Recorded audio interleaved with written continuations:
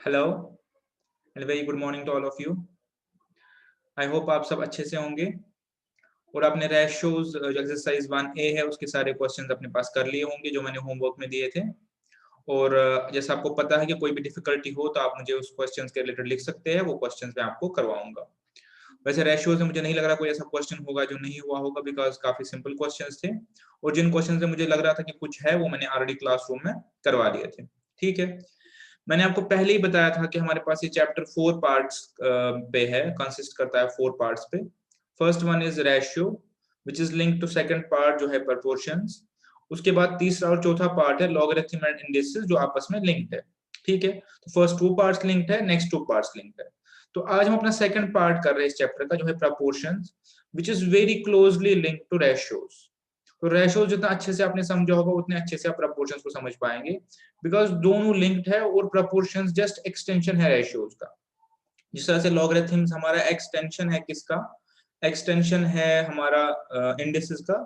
Similarly proportions is just extension या another branch of ratios. ठीक है, तो जितना अच्छे से आपने रेशियो समझा है और जितना अच्छे से आपने रेशियोज पे वर्कआउट किया है उतना अच्छी तरीके से प्रपोर्शंस को भी समझ पाएंगे। ठीक है, ऑपरेशन सारे रेशियो के ही हमें करने हैं, कुछ प्रॉपर्टीज पढ़ेंगे और हम प्रपोर्शंस को समझेंगे। ठीक है, तो मैं आपके साथ शुरू करता हूं आज का हमारा जो टॉपिक है प्रपोर्शंस और उसके क्वेश्चंस।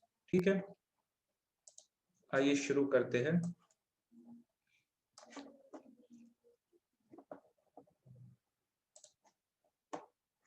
प्रपोर्शंस,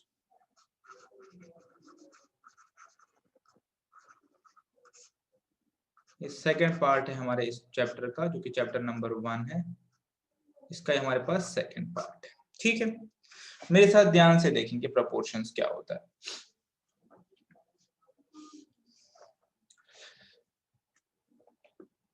ठीक है, अगर मेरे पास रेशियो हमने कल पढ़ा है, रेशियो, फ्रैक्शन, डेसिमल, वो सब चीजें अभी भी ट्रू है, परसेंटेज, ये सब हमने समझा है कि किसको डिनोट करते हैं, पार्ट्स को। ठीक है, अगर हमारे पास कोई भी दो रेशियो हो, तो मैं आपको बोल सकता हूं दो रेशियो है, दो फ्रैक्शंस हो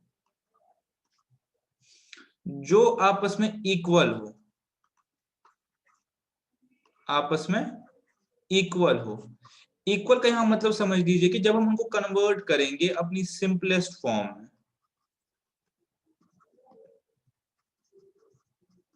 जब हम कन्वर्ट करेंगे उनको अपनी सिंपलेस्ट फॉर्म में, तो क्या फिर से समझ लीजिए, अगर मेरे पास कोई भी दो रेशियोज है या कोई भी दो फ्रैक्शंस है जो इक्वल हो, कब इक्वल हो, जब हम उनको कन्वर्ट करेंगे उनकी सिंपलेस्ट फॉर्म में, तो तब क्या हम कहते हैं, these ratios are said to be in proportion।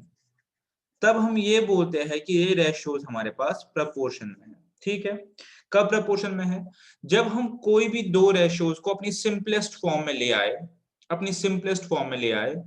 ठीक है, जब सिंपलेस्ट फॉर्म में ले आए हम, उसके बाद अगर वो इक्वेट हुए या इक्वल हुए, तब हम कहते हैं ये एक दूसरे के साथ प्रपोर्शनल है ये रेशियो। ठीक है, एक बार समझ लीजिए कैसे। सपोज मैं आपको एक रेशियो देता हूं 1:2, ये एक रेशियो है और इसके लिखने का क्या क्या तरीका है आप मुझे बताएंगे, हमने फर्स्ट लेक्चर में पढ़ा हुआ है। इसको मैं 1/2 लिख सकता हूँ, इसको मैं 50% लिख सकता हूँ, इसको मैं 0.5 लिख सकता हूँ। ठीक है, या इसको मैं 1:2 लिख सकता हूँ। ठीक है, ये इसकी फ्रैक्शन फॉर्म हो गई, ये इसकी परसेंटेज फॉर्म हो गई, ये इसकी डेसिमल फॉर्म हो गई और ये इसकी रेशियो फॉर्म हो गई। ठीक है, ये मेरे पास एक रेशियो है। अगर मेरे पास कोई और रेशियो है, ठीक है, सपोज मेरे पास एक रेशियो है, सपोज विच इज 50:100, ये एक अलग रेशियो है, एक अलग रेशियो है। ठीक है, ये एक रेशियो 1 है और ये रेशियो 1 है और ये रेशियो 2 है। तो अब अगर इसको मैं अपनी सिंपलेस्ट फॉर्म में लिखना चाहूं तो कैसे लिख सकता हूं, 50/100 which is also equal to 1:2। Percentage में लिखूं तो 50 हो गया, डेसिमल्स में लिखूं, डेसिमल्स में लिखना चाहूं या डेसिमल्स में लिखूं तो 0.5 ही हो गया, और अगर रेशो में लिखना चाहूं तो 50:100 को सिंपलेस्ट फॉर्म है 1:2 लिखेंगे। तो अगर आप यहाँ पे समझे होंगे तो ये दोनों रेशियोज आपस में इक्वल है, ये दोनों रेशियोज आपस में इक्वल है। तो मैं क्या बोल सकता हूं, मैं बोल सकता हूं कि these two ratios are in proportion। ये प्रपोर्शन में इसलिए है बिकॉज ये रेशियोज अपनी सिंपलेस्ट फॉर्म में इक्वल है। तो इसको मैं डिनोट कैसे करता हूं, 1:2 is proportional to this symbol is known as is proportional to 100:50। ये क्या है, आपस में प्रपोर्शनल है, प्रपोर्शनल है मींस कि इसकी सिंपलेस्ट फॉर्म और इसकी सिंपलेस्ट फॉर्म इक्वल है, ठीक है। और अगर आप ज्यादा गौर से देखें तो आप इसको इक्वल टू भी लिख सकते हैं, 1/2 इज इक्वल टू 100/50। आप इसको ऐसे भी लिख सकते हैं। रेशियोज के पॉइंट ऑफ व्यू से ये प्रपोर्शनल है, ये प्रपोर्शनल है, लेकिन from fractions point of view ये सेम है because these denote the same thing. So these ratios are said to be in proportion, ठीक है। अगर कोई भी दो रेशियो, कोई भी दो फ्रैक्शंस अपनी सिंपलेस्ट फॉर्म में इक्वल है तो हम ये कहते हैं कि वो रेशियोज हमारे पास प्रपोर्शन में है, ठीक है। तो अब अगर मैं इसको जर्नलाइज करना चाहूं अपने समझाने के लिए, मैं इसको जर्नलाइज करना चाहूं, एक और चीज हमें बता देता हूं। रेशियोज में हमने पढ़ा था कि रेशियो हमेशा निकलता है सिमिलर यूनिट्स का, ठीक है। सपोज केजी और ग्राम्स का रेशियो नहीं ले सकते, केजीज और केजीज का लेना है। इसी तरह नंबर ऑफ स्टूडेंट्स का रेशियो, ठीक है, हम नंबर ऑफ क्लासेस से ले सकते हैं, लेंथ ऑफ क्लासेस से नहीं ले सकते बिकॉज लेंथ का यूनिट अलग है हमारे पास, मीटर है या किलोमीटर है या स्क्वायर मीटर है, जो भी है लेंथ हमारे पास मीटर में आएगा या सेंटीमीटर में आएगा। लेकिन जो नंबर है हमारे पास नंबर में आएगा, तो हम नंबर ऑफ स्टूडेंट्स और लेंथ ऑफ क्लासरूम का नहीं ले सकते रेशियो, लेकिन number of students to number of class ratio ले सकते हैं कि पर क्लास कितने स्टूडेंट्स है। तो रेशियो हमने पढ़ा था कि सिमिलर चीजों का निकलता है। तो दैट मीन्स कि ये जो रेशियो मेरे पास होगा, मेरे पास ये जो रेशियो होगा, ठीक है, ये सिमिलर चीजों का होगा, जो भी यूनिट्स होगा पीछे। सिमिलरली ये जो रेशियो होगा ये भी सिमिलर चीजों का होगा, जो भी यूनिट पीछे होगा। बट क्या इज इट नेसेसरी कि ये रेशियो और ये रेशियो सिमिलर चीजों का हो? इज इट नेसेसरी कि प्रपोर्शन में, अभी तो मैं 2 कह रहा हूं, आगे 2 से ज्यादा भी कह सकता हूं, अभी आप 2 पे ले लीजिए कि इज इट नेसेसरी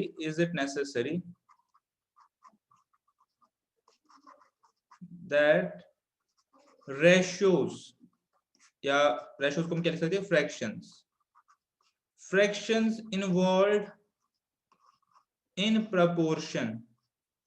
प्रपोर्शन के में जो फ्रैक्शंस इन्वॉल्व है, सपोज ये फ्रैक्शन 1 है, ये फ्रैक्शन 2 है, is it necessary that their unit is same? क्या ये नेसेसरी है? And the answer is no, it is not necessary. ऐसा क्यों है वो देखते। रेशियोज में तो मैं कह रहा हूं कि सेम होना चाहिए, तभी तो रेशियो निकलेगा, रेशियो निकलेगा ही नहीं। लेकिन जो रेशियोज इन्वॉल्व है प्रपोर्शन में, इट्स नॉट नेसेसरी कि उन दोनों रेशियोज का यूनिट सेम है। सपोज मैं आपको बोलूंगा ऐसे, मैं आपको बोलूंगा कि आप एक रेशियो निकालो, number of boys to number of girls in a class. तो सपोज मेरे पास 100 का क्लासरूम है, मेरे पास 60 बॉयज है, 40 गर्ल्स है, तो मैं रेशियो बोलूंगा 6:4। तो मेरे पास एक रेशियो हो गया। ये रेशियो मेरे पास number of boys number of girls का यूनिट सेम है, ठीक है। तो ये रेशियो मैं तभी निकाल पाऊंगा जब मेरे पास दोनों का यूनिट सेम हो, सेम यूनिट है, ठीक है। अब मैं एक और रेशियो अपने पास निकालूंगा, मैं निकालूंगा कि वही जो मैंने कल एग्जांपल थी, एक सिटी है, इसमें 1000 घर है, ठीक है। इसमें या कोई और ले लेते हैं बिकॉज नंबर मिल नहीं चाहता, कोई और ले लेते हैं।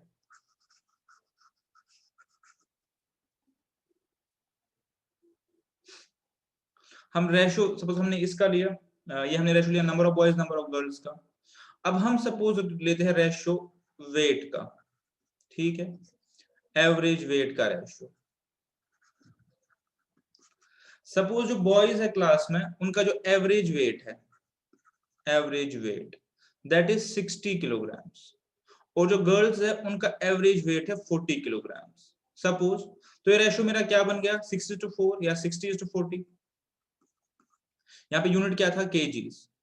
तो क्या ये एक और रेशियो बन गया मेरे पास 60:40, या ratio of number of marks निकाल सकता हूँ, तो मेरे पास 30:20 है सपोज, ये एग्जांपल है। तो अब अगर मैं बोलना चाहूं क्या मेरे पास रेशियो ऑफ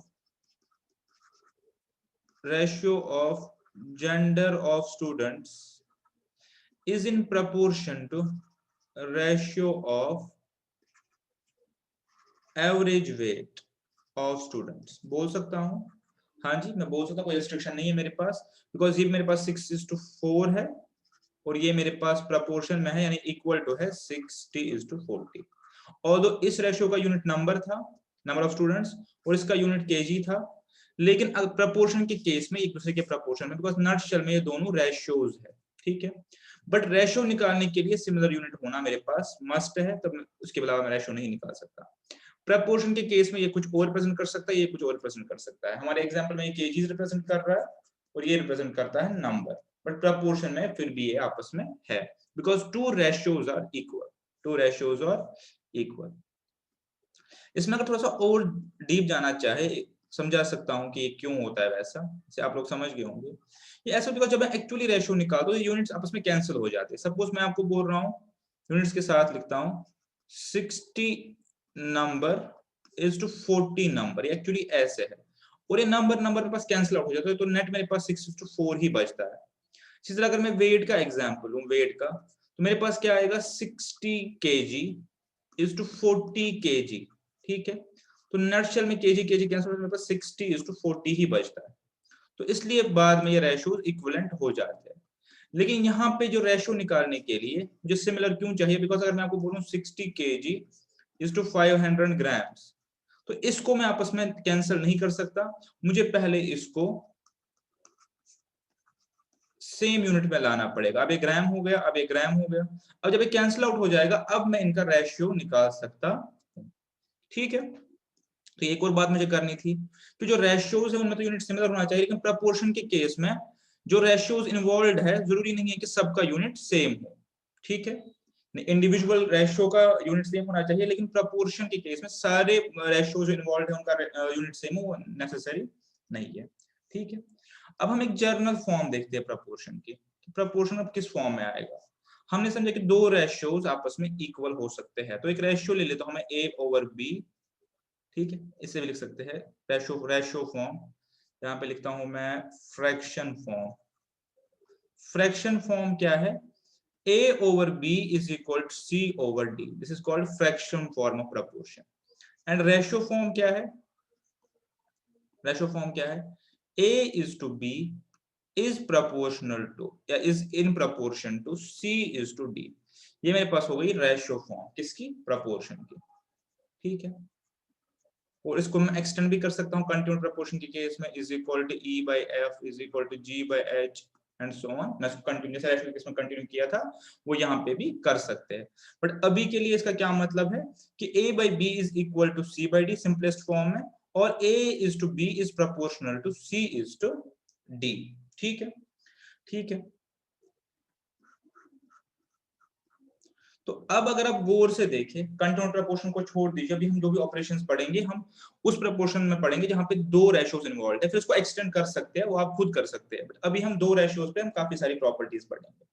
तो अब अगर हम गौर से देखें तो मेरे पास रेशियो में जो दो रेशियो वाला प्रपोर्शन है उसमें चार टर्म्स इन्वॉल्व हो गई, A B C D।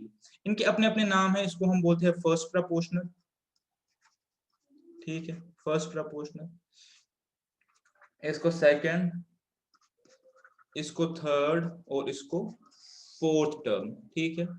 Fourth term, third term, first term और सेकंड टर्म, ठीक है। रेशियो हमने पढ़ा था एंटीसीडेंट एंड कॉन्स्टिट्यूएंट, यहाँ पे first term, second term, third term, fourth term. और फोर्थ टर्म को हम आल्सो कहते हैं फोर्थ प्रपोर्शनल, फोर्थ प्रपोर्शनल। अब ये सिग्निफिकेंट क्यों है, बिकॉज क्वेश्चन में कभी आपको दिया होगा a is to b is proportional to c is to x, आपको ये x निकालो, तो आपको बेसिकली क्या मांग रहा है, फोर्थ प्रपोर्शनल मांग रहा है। ऐसे भी बोल सकते हैं, ऐसे बोल सकते हैं, सपोज आपको बोला जाए कि a b c का फोर्थ प्रपोर्शनल निकालो, तो आप क्या समझेंगे कि a is to b is proportion to c is to fourth proportional, जो कि d है मेरे पास। फ्रैक्शन फॉर्म में ले a by b is equal to c by fourth proportional, ठीक है, तो ये मेरे पास हम ऐसे उसको फोर्थ प्रपोर्शनल कहते हैं, ये एक तरीका। एक और डिनोशन है इसकी, उसको बोलते हैं एक्सट्रीम्स और मीन्स। जब मैं a by b इक्वलेट करता हूं c by d, fraction form है, रेशो फॉर्म है ऐसे, तो इनको बोला जाता है एक्सट्रीम्स, बिकॉज ये दोनों देखिए आप एक्सट्रीम पे आ रहे हैं, इनको एक्सट्रीम्स बोलते हैं। और इनको बोला जाता है मीन्स, बिकॉज ये सेंटर में आते हैं, ठीक है। तो मेरे पास दो एक्सट्रीम्स, दो मीन्स हो गई। अब इसको अगर मैं फ्रैक्शन फॉर्म में ले आऊंगा तो ऐसे मेरे पास आएगा, और इसको अगर मैं और करना चाहूँ, खैर वो हम प्रॉपर्टीज में पढ़ते हैं, वो मैं यहाँ पे डिस्कस नहीं करता हूँ, वो मैं प्रॉपर्टीज में पढ़ाता हूँ वो रूल्स, बट इतना आप समझ लीजिए कि इन दोनों को हम एक्सट्रीम्स बोलते हैं और मिडल वाले टर्म्स को मीन्स बोलते हैं, ठीक है। वो मैं एक जगह रूल करवाऊंगा, करवाना क्या है, बहुत सिंपल है, सब कुछ आपको इसी से निकलेगा, इसको आप गौर से देखें, सब कुछ आपको इसी से निकलेगा, ठीक है। तो फोर्थ प्रपोर्शन आपने समझ लिया, कंटिन्यूअस प्रपोर्शन मैंने आपको बोल दिया कि अगर मैं इसी को एक्सटेंड करूं, जरूरी नहीं है कि दो ही रेशो इक्विवेलेंट, तीन रेशो इक्विवेलेंट हो सकते हैं, 4 5 6 7 इक्विवेलेंट हो सकते हैं, ठीक है। तो इसको हम बोलते हैं कंटिन्यूड प्रपोर्शन, ठीक है। एक और चीज यहां पे आप समझ लीजिए, थर्ड प्रपोर्शन, थर्ड प्रपोर्शनल। अगर आप गौर से देखिए, मैंने आपको कहा कि जहां पे दो फ्रैक्शंस इन्वॉल्व हो, वहां पे आपके पास चार टर्म्स होती है। बट कभी कैसे होता है, कभी आपको बोला जाए कि ए बी, ठीक है, इसका थर्ड प्रपोर्शनल ढूंढो, यानी मुझे ले आना है प्रपोर्शन में, लेकिन मुझे टर्म एक ही निकालनी है। तो तब ये कैसे होता है, ऐसे होता है कि a is to b is proportional to b is to c। इसको थर्ड प्रपोर्शनल क्यों बोलते हैं, बिकॉज तीन ही टर्म से मैं इसको प्रपोर्शन में ले आता हूं, इसको बोलते हैं थर्ड प्रपोर्शनल। तब a और c फिर से एक्सट्रीम्स हो गई, और b मेरे पास एक अकेली मीन हो गई, नॉट मीन। बाकी फ्रैक्शन फॉर्म वही है, a by b is equal to b by c। तब हम इसको बोलते हैं थर्ड प्रपोर्शनल। बाद में इसको आप b square is equal to ac जो भी करना चाहे वो कर सकते हैं, लेकिन ये थर्ड प्रपोर्शनल समझाना क्यों जरूरी है, क्योंकि कभी आपको बोला जाए सपोज ऐसे 2:3 का थर्ड प्रपोर्शनल ढूंढो, तो आप बोलोगे मेरे पास एक रेशो तो आ गया 2:3, लेकिन दूसरा रेशो मेरे पास क्या है, दूसरा रेशो आपके पास है 3:x, थर्ड प्रपोर्शनल मांग रहा है, ठीक है। तो ऐसे आपने इसको फ्रैक्शन फॉर्म में लेके सॉल्व करना है। अगर आपको फोर्थ प्रपोर्शनल बोला जाए तो उस केस में आप क्या करोगे, तब आपको तीन टर्म दी होगी, 2 3 और 5 का फोर्थ प्रपोर्शनल लो, तो आप बोलेंगे 2:3 इज प्रपोर्शनल टू 5:x। इस केस में x आपका क्या हो गया, फोर्थ प्रपोर्शनल। सॉल्व कैसे करना, फ्रैक्शन फॉर्म में ले आना, और इस केस में आप क्या बोलोगे, इस केस में आप बोलोगे, इस केस में आप बोलोगे मेरे पास ये जो है थर्ड प्रपोर्शनल है, थर्ड प्रपोर्शनल, ठीक है। यहां तक मेरे पास प्रपोर्शंस के बारे में जो डिस्कशन करना था वो हमने कर लिया, वो हम समझ लिया। अब हम देखते हैं प्रपोर्शन की कुछ सिंपल सी प्रॉपर्टीज, बहुत सिंपल प्रॉपर्टीज है प्रपोर्शन, प्रपोर्शन की जो फ्लो होती है रेशियो से। अगर हमें रेशियो समझा होगा तो प्रपोर्शंस की वो फॉर्मेलिटीज आपको समझ आ जाएगी। सिंपल प्रॉपर्टीज ऑफ प्रपोर्शंस, और इनके नाम भी है अपने अपने, वो हम पढ़ेंगे।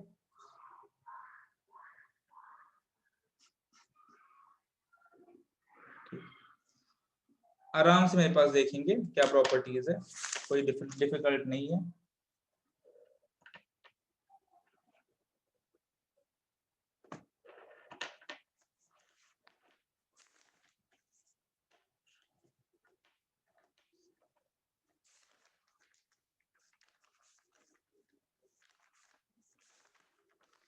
एक जगह आप नोट करेंगे, मेरे पास 8 प्रॉपर्टीज है जो आपकी बुक में भी डिस्कस था, मैं भी आपको अच्छे से करवाऊंगा। आपके पास 8 प्रॉपर्टीज है अपना प्रपोर्शन की, हमारे पास 8 प्रॉपर्टीज है, ठीक है। फर्स्ट प्रॉपर्टी जो है, फर्स्ट प्रॉपर्टी उसको बोलते हैं क्रॉस मल्टीप्लिकेशन। यहाँ पे मैं लिख देता हूँ, प्रिज्यूम हम हर केस में कर रहे हैं कि A is to B is proportional to C is to D, ठीक है। तो अगर ऐसा है तो मेरी फ्रैक्शन फॉर्म क्या हो गई इसकी, A over B is equal to C over D, जो मैंने पहले से समझाया, इसकी फ्रैक्शन फॉर्म ये हो गई। तो क्रॉस मल्टीप्लिकेशन से क्या इंप्लाई होता है कि AD is equal to BC, बस इस चीज को हम बोलते हैं क्रॉस मल्टीप्लिकेशन रूल। ये तो मेरे पास अगर मैंने रेशियो समझा होगा तब भी मुझे ये चीज समझ आ गई कि A into B is equal to B into C, ये मेरे पास क्रॉस मल्टीप्लिकेशन रूल इसको बोलते हैं, और ये मेरे पास हमेशा ट्रू होल्ड करेगा, बिकॉज अगर A upon B is equal to C upon D, तो इसका मतलब A इंटू D मेरे पास B इंटू C के इक्वलेंट होगा, ठीक है। ये तो हमने पढ़ा हुआ है, तब से करते आ रहे हैं, तो इसको हम बोलते हैं क्रॉस मल्टीप्लिकेशन रूल। तो ऐसा कोई रूल नहीं है, ये मैथमेटिकली फ्रैक्शन से फ्लो करता है, बिकॉज आपके पेपर में एज इट इज ऐसे पूछ सकता है, इसलिए मैंने आपको यहाँ पे बता दिया, ठीक है। दूसरा जो मेरे पास रूल होगा उसको बोलते हैं इनवर्स रूल, ठीक है, इसको बोलते हैं इनवर्स रूल। अब बुक में आपके नाम दिया है, ठीक है, पर इसको हम बोलते हैं इनवर्स रूल, ठीक है। अब इनवर्स रूल में हम क्या करते हैं, सेम मैं पहली एग्जांपल लेके चल रहा हूं, अगर मेरे पास A upon B equal to है C अपॉन डी, तो क्या अगर मैं इनके इनवर्स लूं वो भी इक्वल होंगे, बिल्कुल होंगे। तो इसका मतलब B upon A is equal to D upon C, ठीक है, ठीक है। ये तो सिंपल है, ये इसलिए सिंपल है बिकॉज मैं इस C को यहाँ डिवाइड कर सकता हूँ। एरोज की डायरेक्शन देख लीजिए, यहाँ पे मैंने इस D को इधर मल्टीप्लाई किया और इस B को इधर मल्टीप्लाई किया। अब मैं करने जा रहा हूँ उल्टा, मैं इस C को कर रहा हूँ यहाँ पे डिवाइड, ठीक है, और इस D को ले जा रहा हूँ इधर, तो मेरे पास क्या आ गया D अपॉन C, और यहाँ क्या आ गया B अपॉन A, तो ये इक्वल हो गए, तो इसका मतलब ये भी प्रपोर्शन में है। अगर ये भी प्रपोर्शन में है तो वापस अगर मैं निकालूंगा इसमें से मुझे यही मल्टीप्लिकेशन निकलेगा, ठीक है, हाँ वो तो निकलेगा। इससे मुझे एक और चीज निकल सकती है, वो क्या है कि B is to A is proportional to D is to C, ठीक है, ये भी अपने पास प्रपोर्शन में है, ठीक है, ठीक है। इनफैक्ट अगर मैं चाहूं, मैं इससे ये भी निकाल सकता हूँ, खैर इनवर्स इन रूल तो इतना ही बोल रहा है, अगर मैं इसको एक्सटेंड करना चाहूं इसी चीज को,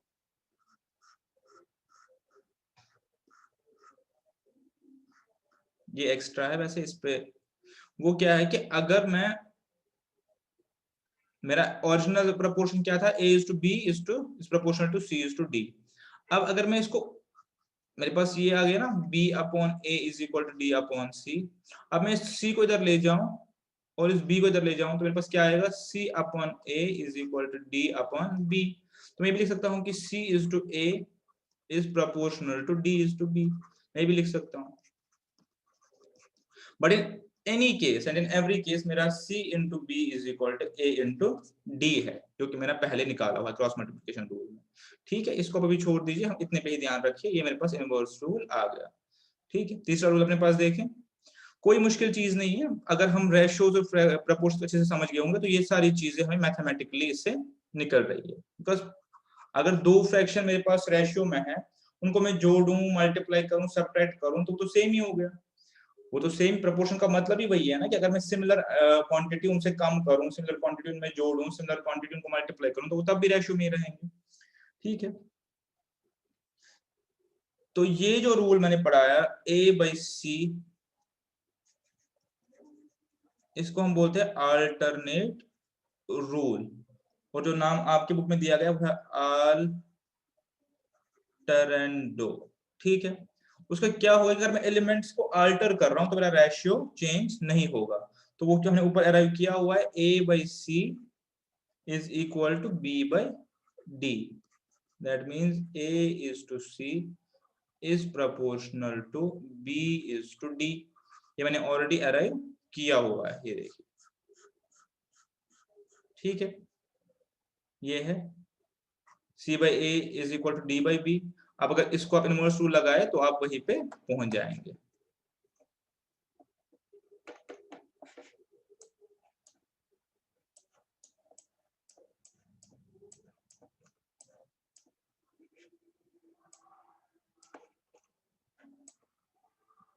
ठीक है, अगर हम इसको c by a is equal to d by b को इनवर्स रूल वापस लगाए तो मेरा a upon c is equal to b upon d. ठीक है, इसमें कोई इतना मेजर इशू नहीं है, ये आप इजिली ग्रैस्प कर सकते। ठीक है, हो गया तीसरा रूल। अपना चौथा रूल देखिए मेरे पास, ठीक है, जिसको हम बोलते हैं कंपाउंडिंग रूल। ठीक है, कंपाउंड रूल, और आपकी बुक में जो लिखा गया है वो है कॉम्पिडेंडो। ठीक है, तो क्या है वो रूल? वो रूल भी है कि अगर हम कंपाउंडिंग करेंगे, अगर हम कंपाउंडिंग करेंगे रेशियोज की अपने ओरिजिनल रेशियो यही लेना है अपने पास, a by b is equal to c is to d, तो तब भी हमारा प्रपोर्शन इक्वल होगा। आई मीन टू से ऐसे देखिए a by b is equal to c by d। ठीक है, सही है। अब अगर मैं क्या करूं, क्योंकि इक्वेशन में है, इसको +1 करूं, इसको भी +1 करूं, कर सकता हूं, तो मेरे पास क्या आएगा, a plus b by b is equal to c plus d by d. ठीक है, ये कैसे हो गया? Simply a plus b into 1b divided by b, c plus d divided by d. अब ये कैसे ट्रू होल्ड होता है, ये कैसे ट्रू होल्ड होता है? मैंने आपको पहली रेशियोज में समझा हुआ, इसमें कोई ऐसी चीज है नहीं कि ये कोई डिफिकल्ट हमारे लिए समझना। यहाँ पे देखिए, अगर मेरे पास 3/4 प्रोपोर्शनल है, किस चीज के प्रोपोर्शनल है? 9/12 के प्रोपोर्शनल है, तो इसका मतलब 4 में से 3 पार्ट मेरे पास है, 12 में से मेरे पास 9 पार्ट है। ठीक है, अब अगर मैं इसको यहाँ पे 4 जोड़ूंगा, ठीक है, तो मैं क्या कर रहा हूँ, 4 में से 4 पार्ट जोड़ रहा हूँ, उसको मैं ऐसे भी लिख सकता हूँ 3/4 प्लस 4/4। ठीक है, 4 में से 4 पार्ट जोड़ रहा हूँ, और इस इक्वेशन में क्या कर रहा हूँ, 9/12। ठीक है, यहाँ पे 12 में से 12 पार्ट जोड़ रहा हूँ, तो ऑब्वियसली जो मेरा फाइनल रेशियो होगा वो तो वापस इक्वल होना चाहिए, वो तो इक्वलेंट होना चाहिए वो रेशियो, क्योंकि यहाँ पे जितने पार्ट मैंने जोड़े मैं सिमिलर जितने पार्ट यहाँ पे भी जोड़े। तो अगर मैं देखूं ये कैसे हो सकता है, ये मेरे पास आ गया 7/4।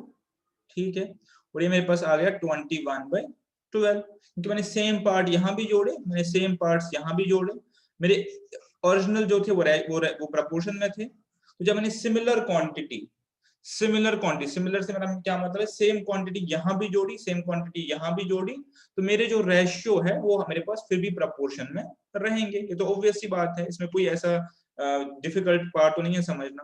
अब अगर मैं इसको देखूं गौर से, इसको मैं कर सकता हूँ मल्टीप्लिकेशन, 3 से ये कर सकता हूँ डिवीजन, तो मेरा ये वापस वही आ जाएगा। ठीक है,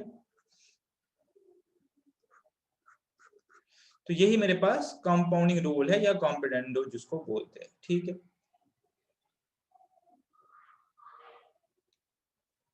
8 रूल्स है, मैं 8 आपको यहाँ पे लिखवा दूंगा, उसके बाद हम क्वेश्चंस करेंगे।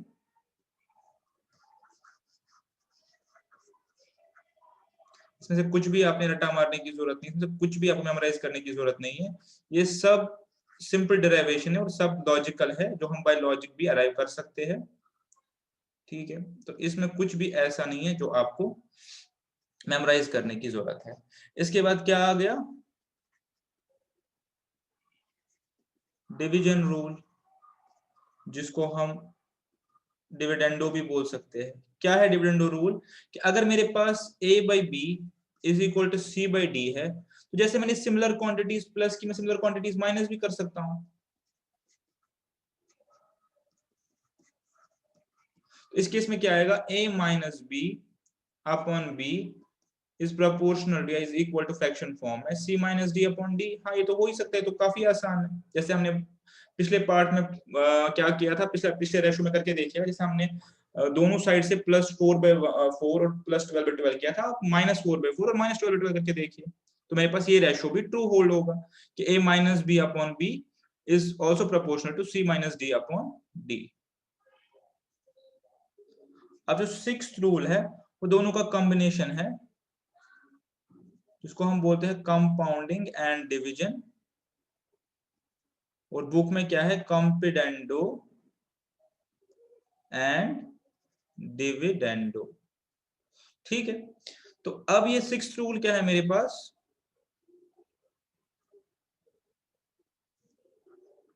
पहले इसको ठीक करते हैं, ये है, ठीक है।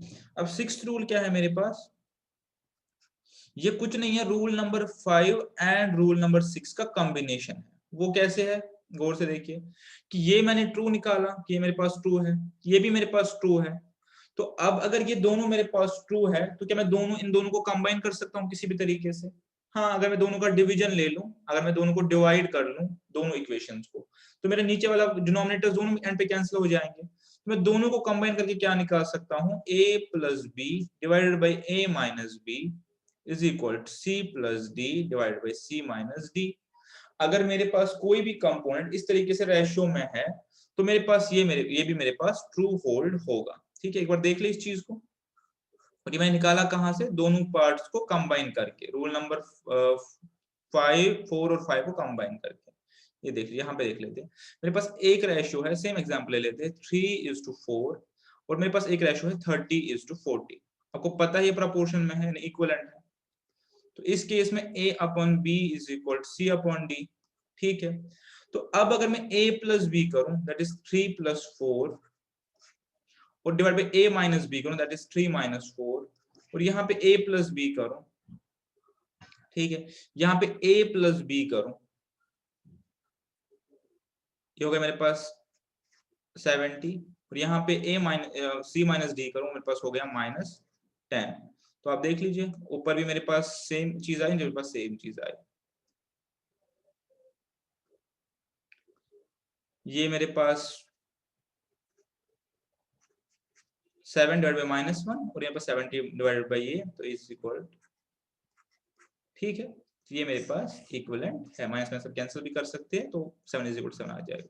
और ये आया कहां से, ये मेरे दो रूल्स को कंबाइन करके मेरे पास ये चीज आ गई। जब मैंने दोनों रूल्स को आपस में कंबाइन किया तो मेरे पास ये चीज आ गई, a plus b divided by a minus b is equal c plus d divided by c minus d. मेरा ओरिजिनल प्रोपोर्शन क्या था, a up by b is to c is proportional to c ratio d या c upon d। ठीक है, ठीक है यहां तक।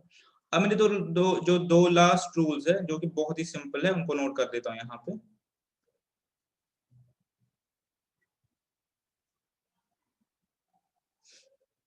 ठीक है, तो मेरा एक रूल यहाँ पे आ गया which is addition rule. Addition rule, या इसको हम क्या बोल सकते हैं, एडेंडो। तो ये रूल क्या बोल रहा है कि अगर मेरे पास है a upon B is equal c upon D, तो अब अगर मैं क्या करूं इनको, अब अगर मैं क्या करूं, अगर मैं a प्लस सी करूं divided by b plus d, यानी अगर मेरे पास दो क्वांटिटीज प्रोपोर्शन में है तो मैंने दोनों के न्यूमरेटर्स दोनों के डिनोमिनेटर्स को जोड़ दूं, तब भी वो प्रोपोर्शन में ही रहेंगे। ठीक है, तो इसमें तो कोई भी ऐसा ये नहीं है जिसको समझने वाला पार्ट है। मैं आपको बताऊं कि मेरे पास 2/4 जो है एक रेशियो है, ये मेरे पास प्रोपोर्शनल टू किस चीज के है, या इक्विवेलेंट टू किस चीज के है, 20/40। अगर मैं ये पार्ट और ये पार्ट जोड़ लूं तो कितना बन जाएगा, 22। ये पार्ट और ये पार्ट जोड़ तो कितना बन जाएगा, 44। ये तो ऑलरेडी मेरे पास प्रोपोर्शन में आ गए, इसके साथ भी इसके साथ भी। ठीक है, ऑलरेडी मेरे पास आ गया,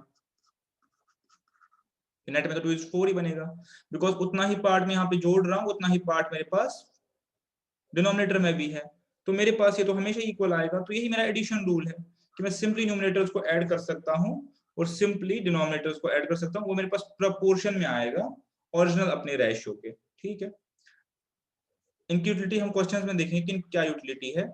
इसी तरह मेरे पास सब्ट्रैक्शन रूल है जो कि लास्ट रूल है मेरे पास, जिसको हम ऑल्सो बोलते हैं सब्ट्रैहेंडो रूल।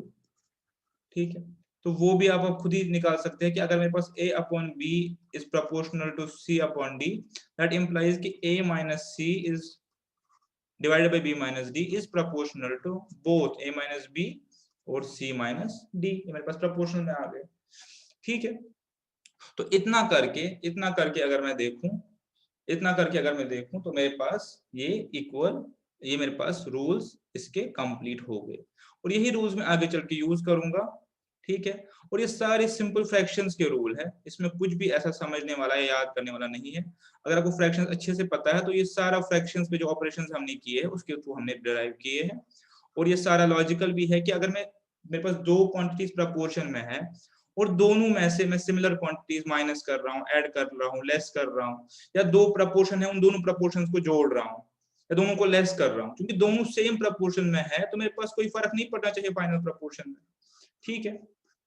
इट इज, अगर इसको ज्यादा सिंपली समझना चाहिए तो ऐसे समझ सकते हैं कि मेरे पास दो क्वांटिटी सपोज प्रपोर्शन में है 20 और 40 ले लीजिए, तो रेशियो है, ठीक है। अगर मैं दोनों को मल्टीप्लाई करूं तो जो जो रिजल्ट आएगा वो भी तो प्रपोर्शन में होगा, ठीक है। अब क्वेश्चन है, अगर मैं दोनों को ऐड करूं प्रपोर्शन के केस में, मेरे पास ये एक रेशियो है और एक और रेशियो है, तो मैं यहां कोई चीज ऐड कर रहा हूं और यहां भी सिमिलर क्वांटिटी ऐड कर रहा हूं, सिमिलर प्रपोर्शन में ऐड कर रहा हूं, तो मेरे पास जो रिजल्टेंट होगा, ठीक है, वो भी तो प्रपोर्शन में ही होगा, ठीक है। तो ये सब आपने यहाँ पे अराइव किया हुआ मैथमेटिकली, लॉजिकली देखे तो हमारे पास यही रिजल्ट हमेशा से आ रहा है। इधर फटाफट से रूल्स को देख लेते हैं, हम क्वेश्चंस की तरफ आते हैं। क्रॉस मल्टीप्लिकेशन रूल क्या है मेरा, कि अगर मेरा a is to b is proportional to c is to d, तो मैथमेटिकली इंप्लाई करता है कि a d is equal to b into c। ये मैंने पहले भी करवाया था आपको जब मैंने product of need product exchange पढ़ा था। सिमिलरली जो इनवर्स रूल है वो क्या कहता है कि अगर a अपॉन b प्रोपोर्शनल है c अपॉन d के, वो मुझे इंप्लाई करता है कि अगर मैं उनको उल्टा करूं तो b upon a is also proportional to d upon c। Alternate rule क्या इंप्लाई करता है कि अगर a is to b is proportional to c into d, it also implies कि a is to c is proportional to b into d। ये भी हमने mathematically निकाला था। कंपाउंडिंग रूल क्या कहता है कि अगर a by b is equal to c is to d, this implies that a plus b divided by b is equal to c plus d divided by d। Division इसका उल्टा, a minus b divided by b is equal to c minus d divided by d, ठीक है। अगर compounding and division को add करें, कॉम्पिटेंडो dividendo को अगर इनको ऐड करें तो इसमें हमारे पास क्या निकलता है, इसमें हमारे पास दोनों फॉर्मूलाज का 4 और 5 का जो है कॉम्बिनेशन निकलता है। वो क्या निकलता है कि a plus b upon a minus b is equal to c plus d upon c minus d, अपने प्रोपोर्शन में, ठीक है।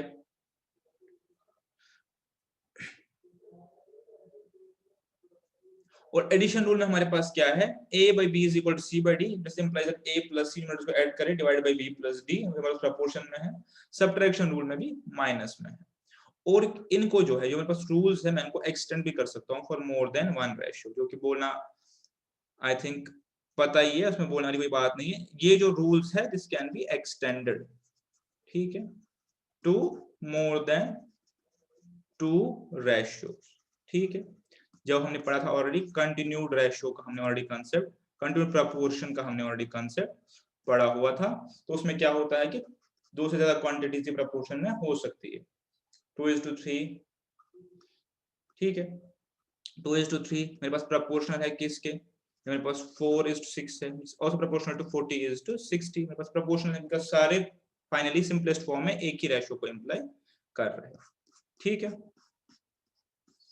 आइए हम ये देखते हैं कि हमारे पास क्वेश्चंस किस प्रकार के बनते हैं, इस पे किस टाइप के क्वेश्चंस है हमारे पास, ठीक है।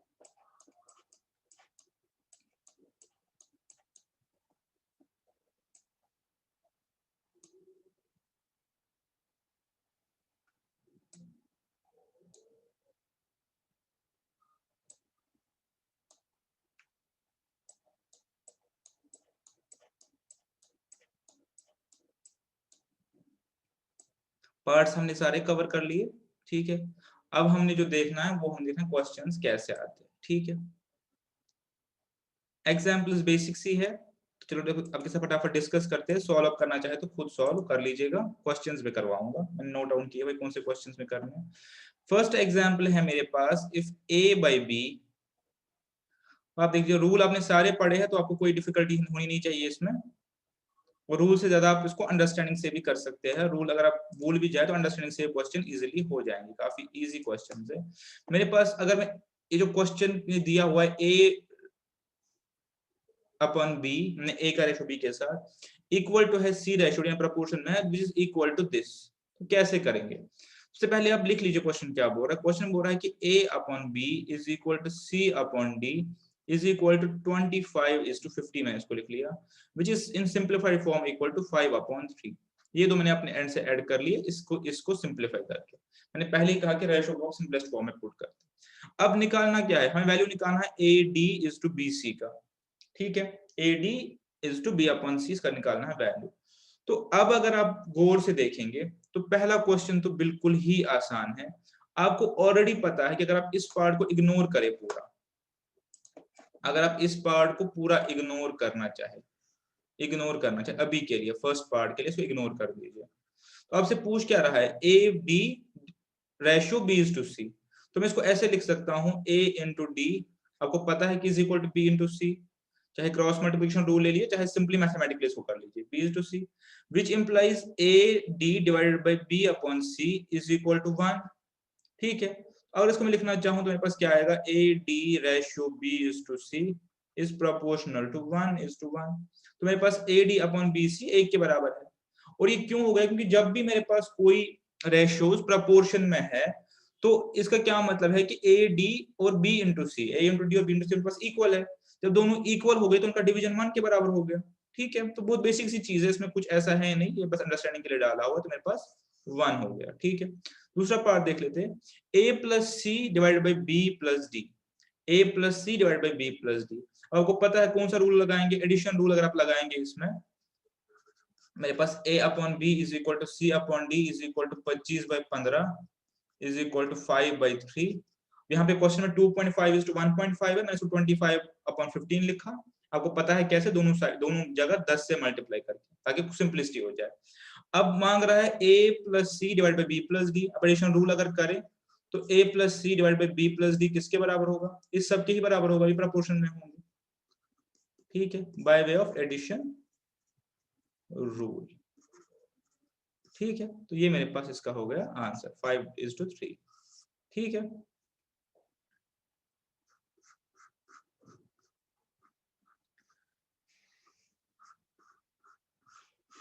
एग्जाम्पल नंबर 2 देख लेते हैं, यहां से कर लेते हैं, एग्जाम्पल नंबर 2 देख लेते हैं। एग्जाम्पल नंबर 2 मेरे पास बोल रहा है कि A/3 is equal to B/4 is equal to C/7, ठीक है। ये मेरे पास कह रहा है कि ये इक्विवेलेंट है, ठीक है। फिर हमें प्रूव करना है फलाना, हमने प्रूव करना है। अब ऐसे क्वेश्चन देखिए, या तो आप इसको मैथमेटिकली करेंगे, दूसरा तरीका है कि असाइन वैल्यू करिए, बिकॉज ये ओपन एंडेड क्वेश्चन है, A B C का रिलेशनशिप दिया हुआ है, वैल्यूज नहीं दिए हुए, तो अगर मैं कोई ऐसे वैल्यूज असाइन करूं कि मेरी ये कंडीशन सेटिस्फाई हो जाए, तो उसके बाद जो क्वेश्चन मांग रहा हूं मैं ढूंढ ही सकता हूं, वो तो मैं ढूंढ ही सकता हूं। तो ऐसे केसेस में क्या कीजिए, इधर असाइन वैल्यूज या मैथमेटिकली सॉल्व कीजिए बाय वे ऑफ रूल्स, ठीक है। तो मैं आपको दोनों तरीके यहाँ पे बताता हूँ, पहला तरीका मैं आपको बताता हूँ, फिर आप देखिए जो आपको इजी लगे वो आप फॉलो कीजिए। First way is assigning the values।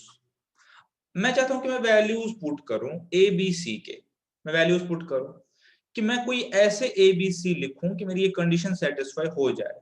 अब यहाँ पे गौर की बात है, आप A को अगर 1 रखेंगे, A को 1 रखेंगे तो B ऐसा नहीं कि A को 1 रख के सॉल्व नहीं कर पाएंगे, लेकिन खुद के लिए क्वेश्चन इजी बनाना है, ना कि डिफिकल्ट। आई मीन टू से अगर मैं A का वैल्यू 1 असाइन करूंगा सपोज, तो आप देखिए होगा क्या, 1/3 इज इक्वल टू B/4, तो मेरे पास B की वैल्यू क्या आएगी 4/3, तो मुझे B 4/3 निकलेगा। वैसे भी मैं कर सकता हूँ और फिर 4/3 को यूज करके C का निकाल सकता हूँ, लेकिन वो मेरे लिए क्वेश्चन को डिफिकल्ट करने वाला पार्ट हुआ, ना कि इजी करने वाला पार्ट। मैं क्वेश्चन को अपने पास इजी करना चाहता हूँ, तो मैं क्या करूंगा, वैल्यू असाइन करने के लिए मैं 3, 4 और 7 का LCM लूंगा, 3, 4 और 7 का LCM लूंगा, जो कि मेरे पास आता है 84,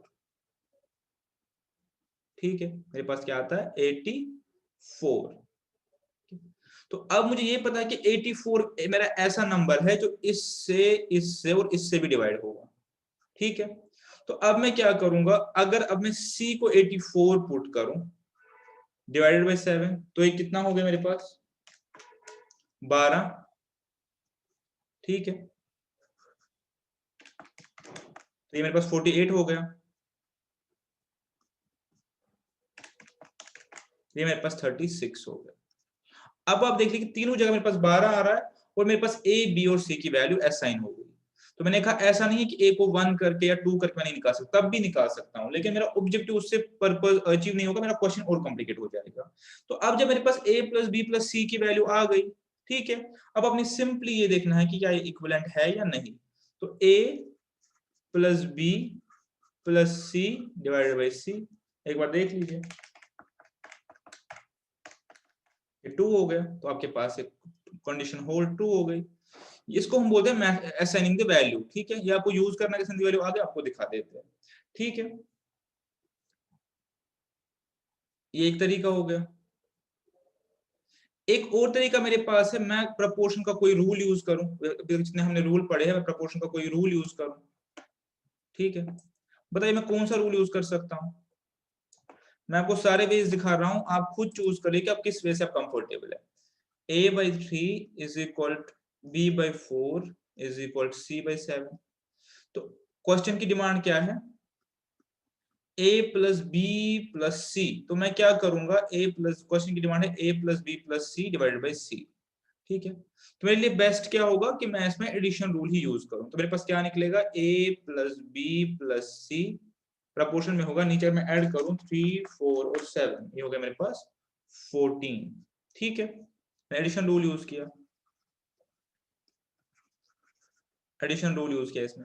जब मैंने एडिशन रूल इसमें यूज किया तो अब आप देख लीजिए कि मेरे पास इस इक्वेशन से तो मेरा वैल्यू निकल जाएगा, c/7 is equal to a plus B plus C by 14 और 14/7 is equal to a plus B plus C by C, जो मैं ढूंढ रहा था, विच इज इक्वल टू 2, ठीक है। ये एक और तरीका हो गया। तो this is by using rules, ठीक है, जो मैंने रूल्स पढ़े हैं उनको यूज करके, एडिशन रूल।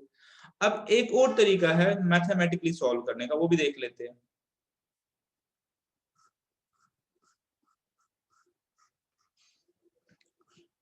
क्योंकि मैं आपको सारी चीजें बताऊंगा, फिर आप खुद डिसाइड करेंगे कि आप कैसे कंफर्टेबल है करने में। ऐसे नहीं, वैल्यू भी दिखा दिया। अब यही क्वेश्चन ऐसे मेरे पास a/3 is equal to b, ऐसे बहुत सारे क्वेश्चन है, इसलिए मैं आपको ये सारे मेथड दिखा रहा हूँ। ये सारे मेरे पास इक्वल है, मुझे पता है इक्वल है। Let these equal to be k, मैं इसको के बराबर रखता हूँ, बिकॉज सब इक्वल है तो किसी वैल्यू के इक्वलेंट होंगे, चाहे रैशनल हो चाहे रैशनल वैल्यू, जो भी वैल्यू, चाहे फ्रैक्शन में हो होल नंबर हो, के बराबर होंगे। अब अगर एक के बराबर, तो मेरे पास a किसके बराबर आएगा, 3 के, मेरे पास b किसके बराबर आएगा, 4 के, मेरे पास c किसके बराबर आएगा, 7 के, ठीक है। सिंपली आ सकता है, because a/3 is equal to k implies a is equal to 3 k. अब क्वेश्चन जो मांग रहा है उसको अकॉर्डिंगली कर दीजिए उसमें डाल के। क्या क्वेश्चन क्या मांग रहा है, a plus B plus C by c. a मेरे पास 3 के हो गया, b मेरे पास 4 के हो गया, c मेरे पास 7 के हो गया, डिवाइडेड बाई 7 के, 14 के बाई 7 के इज इक्वल टू 2, ठीक है। तो ये मेरे पास 3 वे आउट हो गए, जैसे मैंने इस क्वेश्चन को सॉल्व कर लिया, ठीक है। क्या क्या मैंने किया, मैथमेटिकली किया, रूल से किया, और असाइनिंग द वैल्यू से भी मैंने इसको किया अपने पास, ठीक है। ये काफी अच्छा क्वेश्चन है और जो आ भी सकता है, क्वेश्चन भी अच्छा है। इसको मेरे साथ देखेंगे, अच्छे से क्वेश्चन को समझेंगे और सॉल्व करने की कोशिश करेंगे। पहले हम क्वेश्चन पढ़ते हैं अपने पास, फिर एक्सरसाइज की तरफ आएंगे, जो कि काफी इजी एक्सरसाइज है। 1b हमारे पास, ये क्वेश्चन ध्यान से पढ़ेंगे। क्वेश्चन क्या रहा है, अ डीलर मिक्सेस टी कॉस्टिंग इतना पर केजी। मेरे पास एक टी है, टाइप टी का टाइप T1 रखता हूं, जिसका जो प्राइस है मेरे पास वो है 6.92 रुपीज पर केजी, ठीक है, ये है। और एक और टी का टाइप है जो सुपीरियर क्वालिटी है, एक इंफीरियर है, उसका जो प्राइस है 7.77 पर केजी। तो मेरे पास दो टी है, एक का प्राइस है 6.92 पर केजी, दूसरे का प्राइस है 7.77 पर केजी। अब इनको मैं मिक्स करता हूं, मुझे नहीं पता कितना कितना मिक्स पड़ता है, इनको मैं मिक्स करता हूं, और जो मिक्सचर बनता है उसको मैं सेल करता हूं। जो सेलिंग प्राइस है मेरा वो है 8.80 रुपीज पर केजी, ठीक है। क्वेश्चन में सारा लिखा है, क्वेश्चन को पढ़ के यहाँ लिख रहा हूँ। और इसमें मेरा जो प्रॉफिट है 17.5% है, ये भी क्वेश्चन में दिया गया है। तो ये सारे मैंने क्वेश्चन से उठाई है चीजें। अब क्वेश्चन मुझसे क्या चाहता है, in what proportion does he mix them?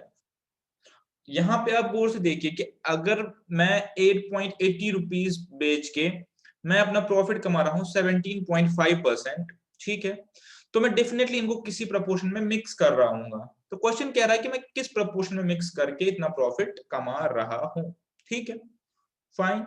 तो क्वेश्चन की जो बात है उन्हें यहाँ पे लिखी। अब इसके भी दो तरीके हैं सॉल्व करने के। पहला स्टेप तो कॉमन है, दूसरे स्टेप में दो तरीके हैं। पहले आप क्वेश्चन को समझ लीजिए, क्वेश्चन इतना ही है, क्वेश्चन में और कुछ नहीं है। अब आप गौर से देखिए, हाँ, प्रॉफिट में एक चीज जो हम मुझे बताने वाली है वो प्रॉफिट हम आपके पास हमेशा हो सकता है एज परसेंटेज ऑफ कॉस्ट और as percentage of sale price, ठीक है। तो उसका क्या मतलब है? उसका मतलब ये होता है कि अगर मैं फॉर एग्जाम्पल मेरा कॉस्ट है किसी चीज का 80 और मेरा सेलिंग प्राइस है 100, मेरा प्रॉफिट कितना हो गया 20। तो अगर मैं प्रॉफिट परसेंटेज बोलूं, परसेंटेज एज सीपी, यानी मैं कॉस्ट पे कितना कमाता हूं, मैं हर 80 रुपए पे 20 रुपए कमा रहा हूं, तो मेरा परसेंटेज आएगा 25। लेकिन अगर मैं यही बोलूं परसेंटेज एज सेलिंग प्राइस, तो मेरे पास वो आएगा 20। मैं हर 100 रुपए की रिकवरी पे 20 रुपए कमाता हूँ। तो उसी चीज को बोलने का तरीका है। प्रॉफिट मेरे पास 20 है एब्सोल्यूट टर्म्स में, लेकिन कॉस्टिंग पे देखे तो 25% है, एसपी पे देखे तो 20%, ठीक है। ये बेसिक मैथमेटिक्स है, ये आप समझते होंगे इजीली। अब आते हैं अपने मेन क्वेश्चन की तरफ। यहाँ पे प्रॉफिट जो है ऑन एसपी है, तो यहाँ पे मैं लिख दूंगा ऑन एसपी बिकॉज इसने लिखा है प्रॉफिट ऑन सेल प्राइस। तो अब अगर मैं प्रॉफिट निकालना चाहूं पर केजी, क्या मैं निकाल सकता हूं? सिंपली निकाल सकता हूं, बिकॉज उसने ऑलरेडी दिया हुआ है कि ये प्रॉफिट मेरे पास सेलिंग प्राइस पे ही है। कॉस्ट प्राइस पे होता तब अलग तरीका होता, बिकॉज ये सेलिंग प्राइस पे है तो मैं इसको इजीली निकाल सकता हूं। तो इसका मतलब मेरे पास जो प्रॉफिट है वो 1.54 पर केजी है, ठीक है। तो क्या मैं कॉस्ट निकाल सकता हूं अपने पास केजी की? मेरे पास कॉस्ट पर केजी जो है 8.80 माइनस 1.54, दैट मींस 7.26 पर केजी। तो मेरा जो कॉस्ट बैठ रहा है वो 7.26 बैठ रहा है, यानी जब मैं दो टी को मिक्स कर रहा हूं तो मेरा कॉस्ट ये बैठ रहा है। तो अब क्वेश्चन आपका रिड्यूस हो गया इधर। अब प्रॉब्लम दूसरी हो गई। प्रॉब्लम क्या बन गई? प्रॉब्लम ये अब बन गई कि मेरे पास एक टी है T1 जिसकी कॉस्ट है 6.92 पर केजी।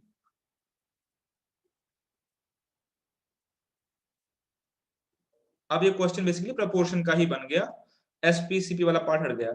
एक टी है जिसका कॉस्ट है 6.92 पर केजी कॉस्ट, और दूसरी जो सुपीरियर है उसका कॉस्ट है 7.77 पर केजी, ठीक है। अब मैं इन दोनों को मिक्स कर रहा हूं किसी प्रपोर्शन में, तो जब मैं मिक्स कर रहा हूं मेरा कॉस्ट बन रहा है 7.26 पर केजी, ऐसे।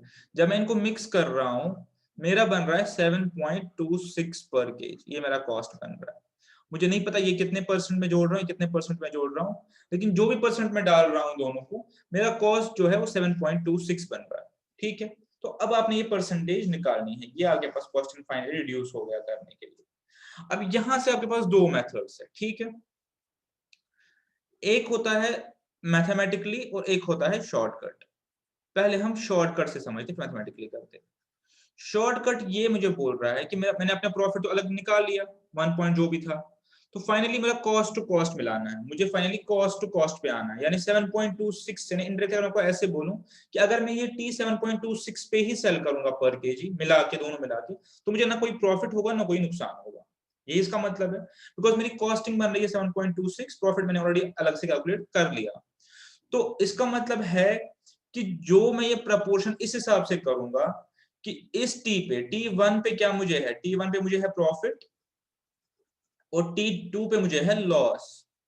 तो मैं इनको ऐसे कंबाइन करूंगा, कि मेरा जो T1 में प्रॉफिट निकल रहा है वो इक्वल हो जाएगा T2 के लॉस के इक्वल। तभी मेरी कॉस्टिंग इतनी बनेगी, बिकॉज प्रॉफिट मैं इसके ऊपर कमा रहा हूं, ठीक है। तो आप देखिए T1 में मुझे कितना प्रॉफिट है पर केजी। T1 में मुझे प्रॉफिट है 7.26 minus 6.92 is equal to 0.34 rupees per kg. And T2 में मुझे लॉस कितना है, या मैं बोल सकता हूँ प्रॉफिट कितना है, प्रॉफिट ही बोलते, लॉस नहीं बोलते। मुझे प्रॉफिट है पड़ती है 7.77 की, बेचता हूँ 7.26 में, बेचता मतलब कॉस्टिंग कितने की बनाता हूँ, तो which is equal to minus 0.51, ठीक है, इक्वल टू माइनस 0.51। आप समझ। तो मेरे पास T1 में जो प्रॉफिट है वो इतना है और T2 में लॉस है इतना है। अब मुझे देखना है कि मैं इनको कैसे मिक्स करूंगा कि मेरा ये प्रॉफिट और लॉस सेट ऑफ होके फाइनली 7.26 की कॉस्टिंग बनेगी। फिर इस कॉस्टिंग के ऊपर मैं अपना प्रॉफिट कमाऊंगा। तो अब अगर मैं यहाँ पे देखूं, अगर मैं सिंपली इसको 3 जोड़ूं और इसको 2 जोड़ूं तो ये देखिए मेरे पास इक्विवेलेंट हो जाएगा। आ गया 1.02, ये भी आ गया 1.02। तो इसका मतलब है T1 का रेशियो 3 है, T2 का रेशियो 2 है। जब मैं इस रेशियो में मिक्स करूंगा तो मुझे 7.26 की कॉस्टिंग बनेगी मेरे पास, ठीक है। तो उसके ऊपर अपना प्रॉफिट कमाऊंगा। ये ब्रेक इवन पे पहुंचने के लिए, कॉस्ट पे पहुंचने के लिए मुझे 3 और 2 इसको आपस में मैं मिक्स करना पड़ेगा, ठीक है। आप ये समझ गए। अब मैथमेटिकली इसको कैसे करेंगे? मैथमेटिकली ऐसे करेंगे, यहां से इसको उठाएंगे कि अगर मैंने 6.92 जो है वो x% मिलाया तो मुझे 100 माइनस x जो है, बिकॉज बाकी 100% में से बच जाएगा, वो दूसरे का होगा। तो मैं इसको क्या कर सकता हूं, सिंपली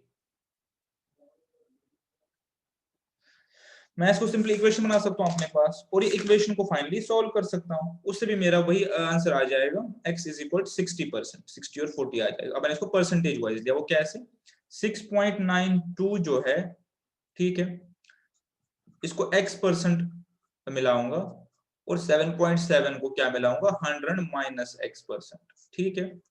और मेरा जो नेट कॉस्ट आ जाए वो 7.26 आना चाहिए, ठीक है। तो ये आ गया 6.92x, ये आ गया मेरे पास 777 माइनस 7.77x, मैथमेटिकली अगर करना चाहे, इज इक्वल 7.226। तो अब अगर मैं देखूं इसका, मेरे पास आ गया 6.92 में से 7.77x निकाल लीजिए, तो ये आ गया minus 0.85x is equal 7.26 into 100, 726 minus 777, ठीक है। ये आ गया पास माइनस 51। तो x इज इक्वल 60। तो मेरे पास x जो है वो 60 आ गया, यानी 60% मेरे पास T1 है और 40% मेरे पास T2 है, which eventually reduces to 3:2, ठीक है। एक हमने शॉर्टकट किया और हमने मैथमेटिकली किया। तो आपको जो तरीका सही लगा आप ऐसे इसको निकाल सकते हैं, ठीक है। ये मेरे पास 3:2 आंसर आ गया, जो कि आपका आंसर है, ठीक है। चलिए अब हम देखते हैं इसमें क्वेश्चंस, और मैं साथ साथ जो करवाऊंगा वो, ठीक है। बाकी आपके होमवर्क है, 1 होमवर्क है, 2 भी होमवर्क है, 3 भी होमवर्क है, 4 भी होमवर्क है, 5 देख लीजिए। The fourth proportional to this term is, fourth proportional निकालना है, मतलब 2a is to a is proportional to, is a square है यहाँ पे, c is to fourth proportional, या आप उसको d बोल दीजिए जो हमारी जर्नल फॉर्मेट है। उस हिसाब से 2a by a square fraction form में is equal to c by d, ये d हमें निकालना है। तो d is equal to c into a divided by 2 into a। तो इसको कैंसिल करेंगे तो d is equal to c a upon 2। इसका आंसर सी a अपॉन 2 होगा, या ए सी अपॉन 2 एक ही बात है, तो ये इसका आंसर होगा, ठीक है। क्वेश्चन नंबर 5, 6 आप खुद करेंगे कि अगर ये 4 नंबर प्रपोर्शन में है तो आपको x निकालना है। आप सिंपली इसको प्रपोर्शन फॉर्म से फ्रैक्शन फॉर्म में कन्वर्ट करेंगे। Question number 7, question number 7, 6 the mean proportional is, mean proportional निकालना है, बट टर्म्स आपके पास 2 ही है। तो आपको ये बोल रहा है कि 12x स्क्वायर और 27y स्क्वायर, पास 2 टर्म्स है, मुझे इसका मीन प्रपोर्शनल निकालना है, ठीक है। मैं आपको पता है जब हमारे पास 3 ही टर्म्स हो तो बीच वाले टर्म को हम क्या, बीच वाली टर्म हमारे पास क्या मीन होती है, और थर्ड टर्म को उस केस में हम कहते हैं थर्ड प्रपोर्शनल, ठीक है। तो अब अगर देखिए मेरे पास यहाँ पे 3 ही टर्म है तो क्या होगा, कैसे प्रपोर्शन आएगा, मैंने आपको पहले ही बताया था, फोर्थ प्रपोर्शनल थर्ड प्रपोर्शनल पढ़ाया था। 12x square is to ratio a b c, जो भी रखना है a is proportional to a is to 27y square। इसको फ्रैक्शन फॉर्म में ले आइए, 12x square upon a is equal to a upon 27y square, which implies 12x square 27y square is equal to a square, ठीक है। तो आप कैसे करेंगे आगे इसको? बहुत ही आसान है, रूट ऑफ, क्योंकि आपके पास कैलकुलेटर अलाउड है, आप उसको कैलकुलेटर से रूट निकाल सकते हैं, अदरवाइज आप इसको तोड़ भी सकते हैं। 3 into 4, 3 square into 3 into x square y square, या आप सीधे कैलकुलेटर से इनका मल्टीप्लाई करके रूट निकाल लीजिए, 18 निकल रहा है, और एक्स स्क्वायर और वाई स्क्वायर का रूट एक्स वाई निकल जाएगा सीधा, तो आपका आंसर आ जाएगा 18xy। ठीक है, यहां से मैंने कैसे किया, अब देखिए 3 into 4 into 3 square into 3 into x square into y square, तो इन सबको स्क्वायर में ले आइए, तो कैसे होगा, 3 into 3 into 2 into x into y का स्क्वायर। ठीक है, तो सब स्क्वायर में ले आया, तो स्क्वायर और स्क्वायर रूट कैंसिल कर लेंगे, तो अंदर बचा 9 इंटू 2 18 और एक्स और वाई। ठीक है, सिंपल मैथमेटिक्स से हमने इसका सोल्यूशन निकाल लिया। बस कॉन्सेप्ट था कि आपको पता चला कि मीन प्रोपोर्शनल क्या होता है। मीन प्रोपोर्शन हम तब यूज करते हैं जब हमारे पास दो ही टर्म हो, तो ऐसे केस में हम जो ये टर्म होती है थर्ड टर्म, इसको हम बोलते हैं थर्ड प्रोपोर्शनल, ये हमने ऑलरेडी डिस्कस किया हुआ है। ठीक है, ये हो गया मेरा क्वेश्चन नंबर 7, हाँ जो मुझे दिखाना है। क्वेश्चन नंबर 8, 9, 10 मैं करवाऊंगा, 11 आप होमवर्क करेंगे, इनको ध्यान से देखेंगे। क्वेश्चन नंबर 7 मैंने करवा लिया, 8 का करवाते हैं। 8 क्या है, इफ a अपॉन b, ये करवाने का मेरा पर्पस है, आपको मैंने 3 तरीके बताए थे, असाइनिंग द वैल्यू, मैथमेटिकली या रूल, ये सब आप ऐसे कर सकते हैं। a by b, sorry a by b नहीं है, a बाई 1 लिख सकता हूं मैं, a ही है, is equal to b by 2 is equal to c by 5। तो अब मुझे बोलना है a is to b is to c किसके बराबर है, तो मैं यहाँ पे यूज करूंगा, असाइनिंग द वैल्यू करूंगा, असाइनिंग द वैल्यू करूंगा। मैथमेटिकली भी कर सकता हूँ, मैथमेटिकली क्या, इसको k के बराबर कर लेता हूँ सबको, तो उस केस में मेरे पास a आ जाएगा k के बराबर, b आ जाएगा 2k, c आ जाएगा 5k। तो अब रेशो चाहे किसका, a का, b का, c का, वो हो गया k is to 2k is to 5k। ठीक है, हो गया 1 इज टू 2 इज टू 5, ये मेरे पास आंसर हो गया। तो ये हो गया मेरे पास, अगर मैंने मैथमेटिकली इसको किया। अब अगर मैं इसको असाइनिंग द वैल्यू से करना चाहूँ तो क्या कर सकता हूँ, हाँ जी बिल्कुल कर सकता हूं। अगर मैं a का वैल्यू यहाँ पे 10 लूं, सपोज मैं a का वैल्यू 10 लूं, ठीक है, तो b का वैल्यू क्या आएगा 20, c का वैल्यू क्या आएगा 50, ठीक है 50 आएगा। तो a का वैल्यू 10, b का 20, c का 50, रेशो निकाल लीजिए 10 20 50, तो रेशो आ गया 1 to 5। तो जैसे मर्जी आप इसको कर लो, ठीक है, दोनों तरीके हो गए।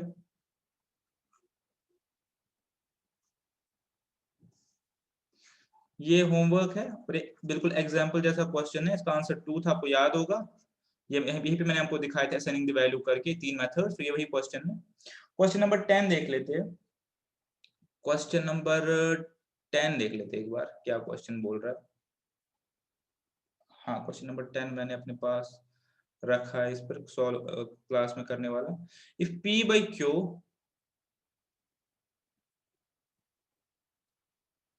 क्या बोल रहा है, if p by q is equal to r by s is equal, मैंने इसको 25 by 15 is equal to 5 by 3 लिखा है, ठीक है, अब इसमें आपको कोई दिक्कत नहीं होगी। What is the value of PS by QR? I think आप खुद कर सकते हैं, PS by QR का रेशो 1:1 ही होगा। PS, अगर ये दो इक्वेशंस को देखिए, PS by QR is equal to 1/1। ठीक है, हमने ऑलरेडी किया हुआ है, ये उसी एग्जाम्पल का आधा पार्ट है, तो इसको कोई करने की रिक्वायरमेंट नहीं थी।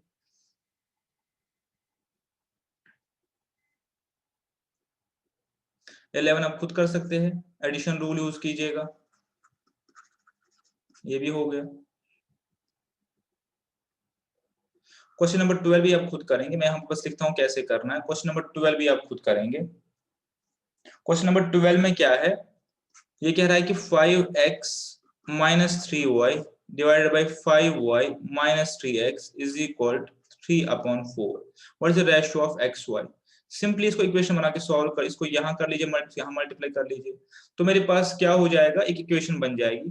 फिर जो x वाले फैक्टर है उनको एक तरफ ले लीजिए लेफ्ट हैंड साइड पे, y वाले राइट हैंड साइड पे ले लीजिएगा, ठीक है, तो आपके पास कुछ आएगा, से a इंटू एक्स आएगा finally, is equal to B into Y, तो फिर x by Y is equal to B by A करके आप सॉल्व कर लीजिए। मैं ये नहीं दिखाऊंगा, ये आप खुद करेंगे। सिंपली इस इक्वेशन को सॉल्व करने की कोशिश कीजिए। आपको सोल्यूशन नहीं निकालना, आपको x डिवाइड बाई y का वैल्यू निकालना, जो आपको निकल जाएगा। वो कैसे निकलेगा? x वाले एक तरफ, y वाले एक तरफ, फिर डिवीजन करके। इसको मैं डालता हूँ होमवर्क में। क्वेश्चन नंबर 13 जैसा एक क्वेश्चन हमने किया था, कहाँ पे? रेशियोज में। इसको एक बार फिर से करता हूँ, अंडरस्टैंडिंग बेटर हो जाए। क्वेश्चन नंबर 13 में क्या है? क्वेश्चन नंबर 13 में बोल रहा है कि a is to b is to c हमें निकालना है। ये बोल रहा है a इज टू b मेरे पास है 3 इज टू 2 के बराबर, जबकि b इज टू c मेरे पास है 3 इज टू 5 के बराबर। तो आपको याद होगा मैंने आपको तब क्या बताया था? मैंने कहा था कि मैं जब b मेरे पास कॉमन है तो मैं b को क्या करूंगा, एक ऐसी टर्म लूंगा b जहां से मैं a और c की वैल्यू को असाइन कर पाऊं। ठीक है, तो अब अगर मैं इधर b को वैल्यू 6 असाइन करूं, उस हिसाब से मेरा a कितना हो जाएगा? 9, बिकॉज 3:2 है। ये मैंने कैसे किया? जब मैंने 6 असाइन किया तो 6/2 इज इक्वल 3, और 3 into 3 इज इक्वल 9। और जब इसको 6 असाइन किया तो ये मेरे पास 10 हो जाएगा। 6/3 is equal to 2 and 2 into 5 equal 10। ठीक है, ये मैंने क्यों किया? क्योंकि मैं इसको इधर कंपेयर कर रहा हूं, ऐसे बेटर क्लैरिटी होगी। ये मेरे पास ये रेशियो है और ये मेरे पास ये रेशियो है। ठीक है, तो मेरे पास a is to b is to c का रेशियो आ गया सिंपली। ठीक है, वरना इसको भी आप ऐसे कर सकते हैं। अगर आप इसको मैथमेटिकली करना चाहते हैं शॉर्टकट को छोड़ के, तो आपके पास तरीका है, k वाला तरीका तो आपके पास है ही है। सपोज आपको बोल रहा है a by b is equal to 3/2। ठीक है, और b by c is equal to आपको क्या बोला गया है? 3/5। तो यहां से भी b की वैल्यू निकाल लीजिए, यहां से b की वैल्यू निकाल लीजिए। उसके बाद आपको इजीली अपना रेशियो a b और c का निकाल सकते हैं। ठीक है, ठीक है, आप पूरा देखना चाहते हो मैं पूरा दिखा भी सकता हूँ, इसकी रिक्वायरमेंट नहीं होनी चाहिए। अगर मैं आपको बोल रहा हूँ कि a by b is equal to 3/2, ठीक है, तो यहां से आप सिंपली b 2a/3 आपका b हो गया। अब दूसरे में b upon c is equal to 3/5, तो इस केस में b आपका कितने, इस केस में c आपका किसके बराबर हो जाएगा? अगर अपने c निकालना है, इस केस में आप c का वैल्यू निकाल सकते हैं सिंपली। देख लीजिए, c is equal to 5b/3। ठीक है, तो ये हो गया c का वैल्यू, ये हो गया b का वैल्यू। और ठीक है, और a तो आपको पता ही है a है, तो अब रेशियो निकाल लीजिए a b और c का। a ही है, b आपका 2a/3 है, और ठीक, इनफैक्ट आपके क्या करेंगे, b को यहाँ पे a के टर्म्स में ले आएंगे। ठीक है, यहाँ पे आप क्या कर सकते हैं, हमें चूंकि रेशियो निकालना है a b c का, तो इसको सिमिलर टर्म्स में ले आना है। c को मैंने b के टर्म्स में ले आया, b को b ही रखता हूँ, a को ही मैं b के टर्म्स में ले आता हूँ, b को b ही रखता हूँ, c को मैंने ऐसे किया। तो यहाँ पे मैं क्या करूंगा, a को ही ले आऊंगा b की टर्म्स में, तो a इज इक्वल 3b/2। तो ठीक है, तो फिर मैं आप इजीली इसको आगे प्रोसीड कर सकता हूँ। ये हो गया 3b/2, ये हो गया 3b/2, ये मेरे पास b हो गया, और c मेरे पास क्या हो गया? 5b/3। अब यहाँ से आगे आपको पता है, जब ऐसे मेरे पास सिचुएशन आती है तो मैं क्या करता हूँ, इनको इक्वल ले लेता हूँ। ठीक है, तो ये हो गया 9b, ये हो गया 6b, और ये हो गया 10b। तो मेरा रेशियो क्या आ गया? b कैंसिल हो जाएंगे, 9:6:10। ठीक है, तो अब ऐसे करें, या जैसे मैंने आपको शॉर्टकट में दिखाया वैसे करें, हम दोनों तरीके से सेम ही चीज कर रहे हैं।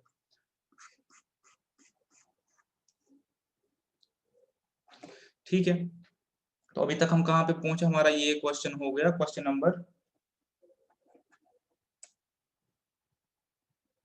नंबर 13 हमारे पास हो गया। क्वेश्चन नंबर 14,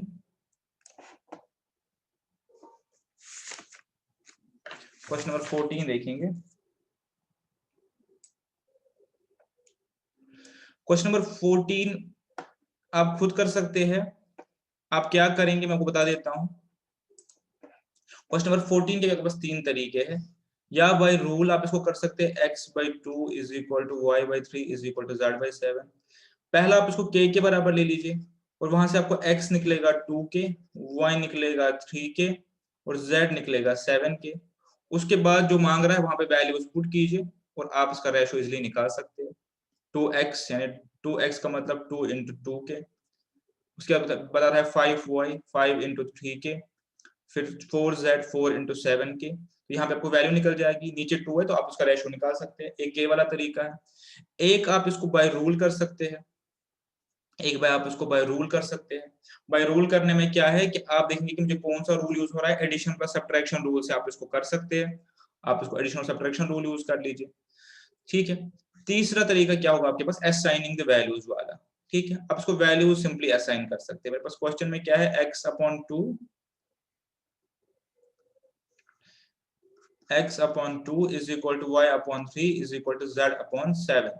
तो मैंने कहा कि आप लीस्ट जो फैक्टर है वो ले लेंगे, 7 इंटू 3 इंटू 2 42। तो अगर आप 42 ले लेंगे तो z की वैल्यू 42 हो जाएगी। ठीक है, z की 42 हो जाएगी, तो इसका मतलब y की वैल्यू 18 हो जाएगी और इसका मतलब x की वैल्यू 12 हो जाएगी। ठीक है, अगर आप यहाँ से बोर्ड से देखें तो x की वैल्यू 12 हो जाएगी। तो अब जो x y और z की वैल्यूज आपके पास आ गई, तो आप सिंपली, ये तो मैथमेटिकली के करके आप सिंपली उनको पुट करके सोल्यूशन अपने पास निकाल सकते। तो आप मैं चाहता हूँ कि आप एक खुद ट्राई करें और आगे आप इसका सोल्यूशन निकालने की कोशिश करें। तरीका मैंने आपको बता दिया, तीनों तरीकों से आप इसको सॉल्व कर सकते हैं, इसको भी और इसको भी। 15 भी आपका हो जाना चाहिए। ठीक है, 15 के बाद क्या आ गया, 16 बहुत इजी क्वेश्चन है, आप कर सकते हैं। 17 भी इजी क्वेश्चन है, एक बार आपको दिखा देता हूं। Sum of age of 3 person is 150। 3 लोग हैं, उनकी जो एज है उसका सम है 150। ठीक है, उसका सम है अपने पास 150।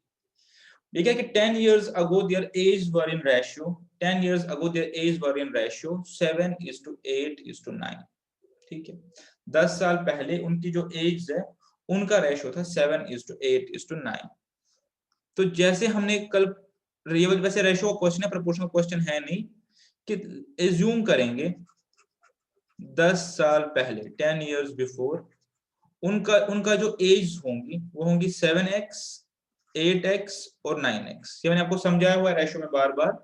जब मुझे कोई पर्टिकुलर रेशियो दिया होता है तो मुझे इसका मतलब ये होता है कि उनका जो सिंपलेस्ट फॉर्म है वो 7 8 9 है, तो इसका मतलब ये लोग 70 80 90 हो सकते हैं। ठीक है, 35 40 45 हो सकते हैं, कुछ भी हो सकते हैं, लेकिन रेशियो सिंपलेस्ट में ये होगा। अब मुझे नहीं पता है कि मल्टीप्लाई में कितना फैक्टर होगा बड़ा, तो मैं इसको x ले लेता हूँ, हमने ऑलरेडी ये चीज हमने करी हुई है। तो 10 साल पहले उनकी एज ये है। तो अब अगर हम आज इनकी एज निकालना चाहते हैं आज, तो मेरे पास एक की एज आएगी 7x प्लस 10, दूसरे की आएगी 8x प्लस 10, तीसरे की आएगी 9x प्लस 10। अब क्वेश्चन क्या कह रहा है कि आज इनकी सम जो है, सम ऑफ एज ऑफ 3 पर्सन 150। आज मेरे पास इनका जो सम है एज का वो 150 है। ठीक है, तो 150 दिया हुआ है।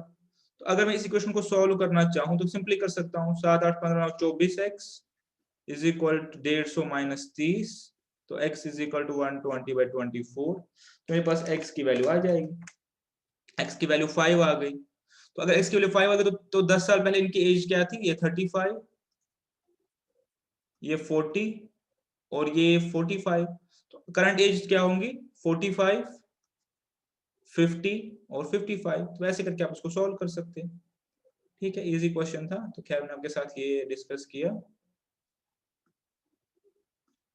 क्वेश्चन नंबर क्या था ये, 18, ये हो गया, 17 हो गया, 19 20 21 22 बस रूल्स के नाम पूछ रहा है, वो हमने सारे किए हुए कवर। 23 आप खुद करेंगे, सिंपली प्रपोर्शन का पहला क्रॉस मल्टीप्लिकेशन रूल यूज करना है, प्रपोर्शन यूज करना है, ये भी आप कर लेंगे मीन प्रपोर्शनल, ये हमने किया हुआ है ऑलरेडी, या ये आप खुद करेंगे, एक्सपेक्ट किया आप खुद करेंगे। एडिशन रूल सिंपली आपने यूज करना है। एडिशन रूल यूज नहीं कर सकते या तो के इसका वैल्यू रख लीजिए या एडिशन रूल यूज कर लीजिए, और एडिशन रूल यूज नहीं कर सकते तो और इसमें आप क्या कर लीजिए, असाइन कर लीजिए वैल्यूज बाय यूजिंग 4 5 और 9 का मल्टीप्लिकेशन, इनके वैल्यू ए बी सी के वैल्यूज असाइन कर लीजिए। ठीक है, 27 भी आप खुद करेंगे, बता देता हूं कैसे करना है, कर आप खुद लेंगे। 2 रेशियो नंबर 3:4। ठीक है, कह रहे दो रेशियो मेरे पास 3:4 रेशियो में है, तो मैं इसको एक को 3x को 4x लिख सकता हूँ रेशियो में। अगर मैं इसमें 6 ऐड करता हूँ, इसमें भी 6 ऐड करता हूँ, तो मेरे पास न्यू रेशियो 4:5 बनेगा। तो आप इस इक्वेशन को सॉल्व कर लीजिए। एक तरीका ये है। दूसरा तरीका ये क्या है कि आप सब्स्टिट्यूशन कर लीजिए।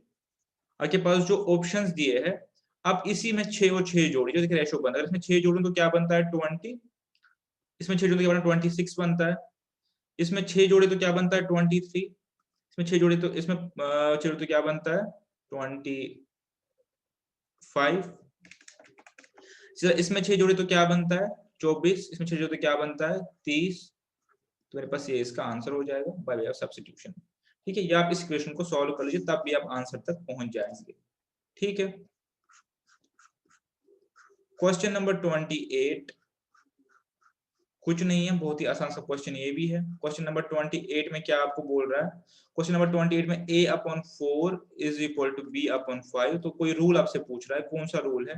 रूल मेरे पास क्या है कि अगर मैं रूल मेरे पास क्या है, मुझे रूल इसमें यूज करना है।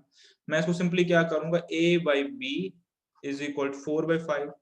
ये तो मैं लिख सकता हूँ। मैंने कौन सा रूल यूज किया, क्रॉस मल्टीप्लीकेशन रूल। तो अब इसमें मैं रूल यूज करूंगा, तो कैसे करूंगा, a+4 डिवाइडेड बाई a-4, ठीक है, is equal to b+5 divided by b-5,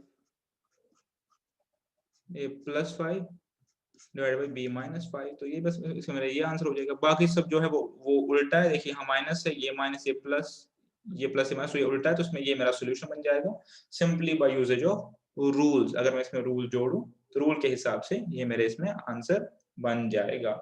ठीक है, रूल वैसे कौन सा यूज हो रहा है, कॉम्बिनेशन वाला, कॉम्पिडेंडो एंड डिविडेंडो वाला रूल यूजेज से मैं इसका आंसर निकाल सकता हूँ।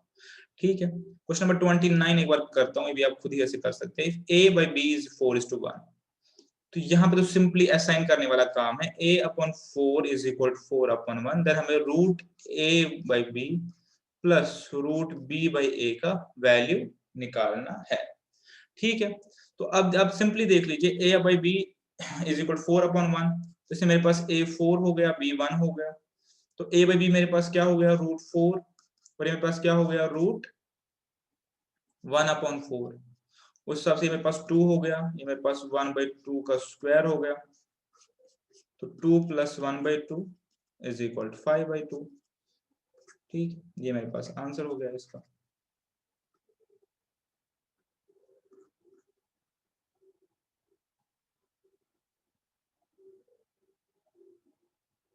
ठीक है, एक लास्ट क्वेश्चन देख लीजिए।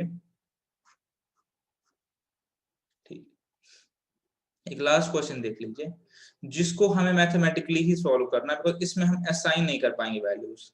मतलब करने को तो कर पाएंगे, लेकिन वो वैल्यूज काफी डिफिकल्ट वैल्यूज होंगे, तो इसलिए बेटर है कि इसको मैथमेटिकली करें। असाइन करने बैठेंगे तो सबसे पहले आपको एक्स वाई जेड की ऐसी वैल्यूज खोजनी है जो जो जो इक्वेशन को सेटिस्फाई करे। तो वो निकालने में ही आपका मैक्सिमम टाइम निकल जाएगा। हम कब वैल्यूज असाइन करें, जब हमें लगता है कि हमारा क्वेश्चन ईजी बनने वाला है। तो यहाँ पे ये वैल्यूज ढूंढने में ही आपका मैक्सिमम टाइम वेस्ट होगा। तो यहाँ पे सिंपली आप इसको मैथमेटिकली सॉल्व कर लीजिए।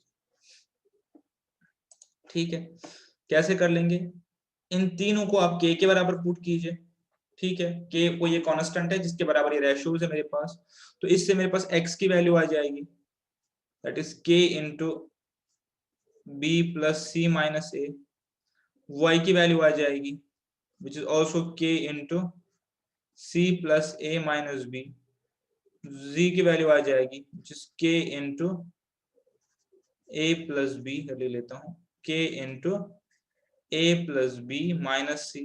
ये आ गया, तो मेरे पास हर नंबर की वैल्यू आ गई। अब अपने सिंपली क्या करना है, हम इसको मैथमेटिकली कर रहे हैं, तो अपने सिंपली अब क्या करना है, अब आपके पास जो वैल्यूज आई है आप उनको पुट करते जाइए।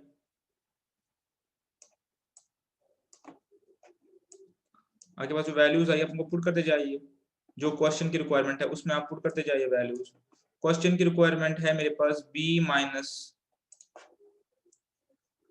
b-c into x plus c minus a into y plus a minus b into z. इसको एक बार करके देख लीजिए।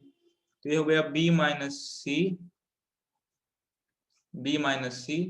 तो मेरे पास क्या बचा x की वैल्यू k b प्लस सी माइनस ए, ठीक है, प्लस c माइनस ए, यहाँ पे भी k, y की वैल्यू क्या है मेरे पास c plus A minus B, और ये a माइनस बी, z की वैल्यू क्या है मेरे पास k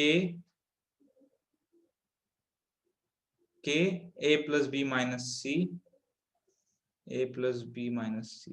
तो this is k a plus B minus C, ठीक है, ये मेरे पास वैल्यूज बची। तो अब जब मैं इसमें से k को बाहर निकालूंगा, मेरे पास k को बाहर निकाल, तो मेरे पास क्या बचा अंदर b माइनस सी को मल्टीप्लाई करना है b प्लस सी माइनस ए के साथ, c माइनस ए को मल्टीप्लाई करना है c plus A minus B के साथ, और लास्टली a माइनस बी को मल्टीप्लाई करना है a प्लस बी माइनस सी के साथ, ठीक है, ये बचा। ठीक है, जब आप इसको होल को सॉल्व करेंगे, जब आप इसको पूरे को सॉल्व करेंगे, तो आपका इसमें सॉल्यूशन लास्ट में आ जाएगा, बिकॉज ये आपका कैंसिल हो जाएगा सारा। आप इसको आगे करना चाहते तो आप इसको आगे कर लें, ठीक है, बिकॉज ये जो भी जो फॉर्मूला बने, एक स्टैंडर्ड फॉर्मूला है मैथमेटिक्स में, आप उसको अगर रहने दें, उसको सॉल्व करें तो आपका वैसे सोल्यूशन आ जाएगा। स्टैंडर्ड फॉर्मूला को रहने दीजिए, आपका ये वैसे ही सॉल्व हो जाएगा, ठीक है। यहाँ पे हमने वैल्यू पुट करने के लिए इसलिए नहीं बोला, बिकॉज वैल्यू पुट करना ही यहाँ पे ज्यादा कॉम्प्लिकेट है एज कम्पेयर टू सॉल्व करना। के आपका बाहर है ही है, ठीक है, ये देखिए ये हो गया मेरे पास बी स्क्वायर, ये मेरे पास हो गया प्लस बी इंटू सी, और ये मेरे पास हो गया माइनस ए बी, ठीक है। उसके बाद माइनस फिर से बी इंटू सी इसका, फिर माइनस सी स्क्वायर, ठीक है, और फिर प्लस ए सी। अगर आप देखेंगे, ठीक है, सिमिलरली जब मैं इसमें करूं तो मेरे पास क्या हो गया, ये C square plus A C minus C B minus A C minus A square plus A B, ठीक है। अब एक तीसरा एक बार देख लीजिए, तीसरा एक बार देख लीजिए, a square plus A b, a से कर रहा हूं, माइनस ए सी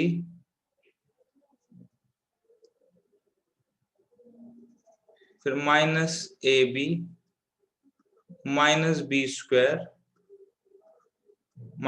स्क्वायर ठीक है, और ये हो गया प्लस बी इंटू सी,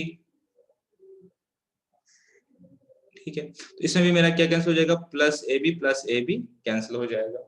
तो अब इनमें कॉमन देखने चाहिए क्या क्या कैंसिल आउट हो सकता है। मेरे पास बी स्क्वायर कैंसिल होगा, मेरे पास सी स्क्वायर कैंसिल होगा, सिमिलरली मेरे पास ए स्क्वायर कैंसिल होगा, ठीक है। इसी तरह मेरे पास माइनस ए बी प्लस ए बी कैंसिल होगा, ठीक है।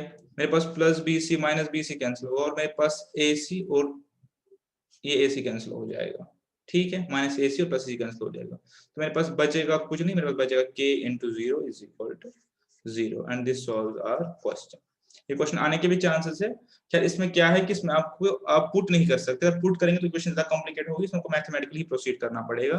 बट आपको इस तरीके का क्वेश्चन दिया गया है कि फाइनली जो ये मैथमेटिकल फॉर्मूला है इट रिड्यूसेस टू जीरो, ठीक है। तो इसके साथ आप प्रपोर्शन के रिमेनिंग क्वेश्चंस करेंगे, एंड आई होप आप बाकी सारे क्वेश्चंस को सॉल्व कर पाएंगे। तो नेक्स्ट लेक्चर में मिलते हैं अपने पास, इंडिसेस पढ़ेंगे, इंडिसेस के रूल्स पढ़ेंगे, उसके बाद हम लॉगरिथम्स की तरफ बढ़ेंगे जो कि रिलेटेड चैप्टर्स है, जिसमें हमारे 2 से 3 लेक्चर लगने वाले हैं, तो ये चैप्टर हमारा कंप्लीट हो जाएगा। इस चैप्टर में मार्क्स की एक्सपेक्टेशन आपकी 4 से 6 मार्क्स के बीच में है, क्योंकि 4 पार्ट्स है और क्वेश्चंस बहुत सारे इसमें बनते हैं। तो इस चैप्टर को आप अच्छे से करेंगे और मैक्सिमम क्वेश्चंस करने की कोशिश करेंगे, ठीक है। तो तब तक अपना ख्याल रखिए, नेक्स्ट लेक्चर तक मिलते हैं अपने नेक्स्ट क्लास में। तब तक के लिए thank you very much and see you.